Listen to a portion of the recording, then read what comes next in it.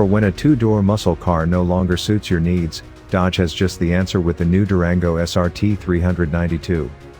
The rumbling Hemi V-8 under the hood of this three-row SUV makes a healthy 475 horsepower, and propels this big Dodge to 60 miles per hour in a 4.7 seconds.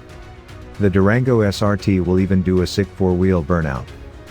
But if you're looking to save on your fuel bill, this Dodge isn't the right crossover for you.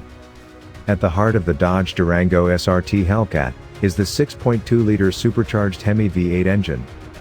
With a massive 710 horsepower and 645 pound-feet of torque. Paired to 8-speed automatic transmission, with all-wheel drive, that comes with standard paddle shifters,